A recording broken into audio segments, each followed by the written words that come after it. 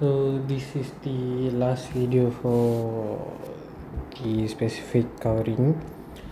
It's called Simple Linear Regression. So before we begin, there are certain equation that you need to know.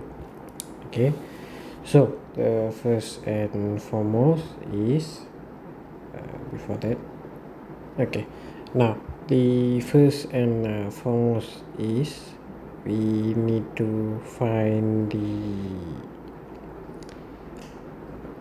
before we need to find, this is the equation that we need to understand. So this equation is same as this, just the swap the place, and this equation is equivalent to this. Okay, y is the dependent variable. So in order to find y from the graph, so the graph would be something like this.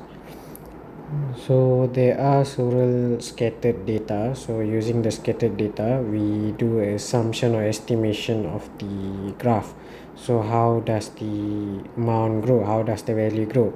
So using that value, if we have 0 till 10 our data, maybe 9 we don't have, so we use this equation specifically to input our 9 and find the value, the expected value for y. Okay, so this is the generic rule from math in order to find the slope and also the interval of y. Okay, interception. So this is interception and this is slope.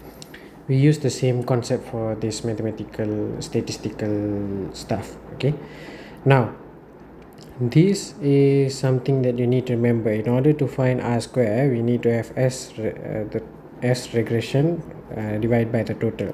In order to find the normal r, we just square root the r square. Okay, now this is a example of a table that would be given in your exam or in any question. So now this regression and residual, okay, these are the columns, and then we have total. If they give any missing value here, we just take the total and minus the given value, and we'll get the missing. In this case, the total is something that we need to find. So you just take the regression, the residual, you plus, and you'll get the a. Okay, so in this case, total minus with this, and we'll get b. Now for this, it should be same as the previous.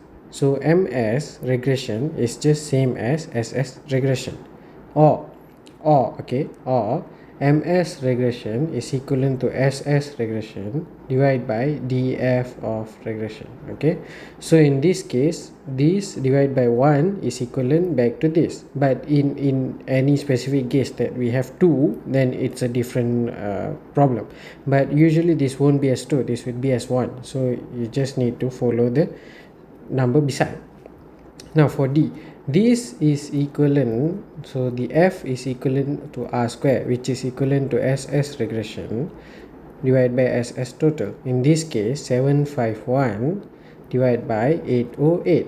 Okay, then the second table that would be given is this. So you have the interception, so this is the m. Okay, then this is the c, and then you would be given an x, so this is the m. So you know that y is equal to mx plus c. So in this case, y is equivalent to 37.17x minus by 30.8, or you could have written it by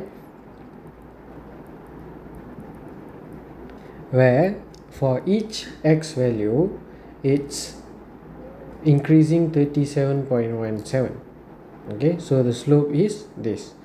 So we know that it's increasing by the amount. Okay, so the slope is decreasing, but it could maybe, because this is from the negative, so this slope is in positive, so it's increasing. Okay, now we will see a little example on the scattered graph because you need to understand about it. Okay, now in this graph, which plot shows a negative relationship? So negative means the slope should be downwards, right? So if this, okay, so the slope should be downwards. This is down, this is no data, this is up, and this is scattered, or we would say it's linear, straight. Okay, So it's graph C because it's a negative relationship. Now next, no relationship. This has the curve, this has the uprising, this has a relationship, but it's curved. This doesn't have relationship, so it's D. Okay, now positive relationship. This has the curve, this has the D, this one is nothing, this is the positive, so it's C. So this has the rising. So the more students read, the higher their English grade. This is the number of books and this is the grade.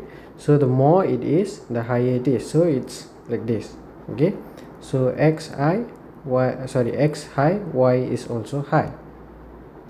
So this is how you find the relationship between graphs.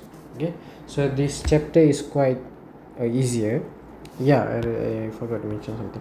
Okay, then in the table also we will be given p value. Okay, so then in the question, my bad, in the question you would be given a alpha value. Okay, so if the p value is less than the alpha value, then we need to reject the h naught.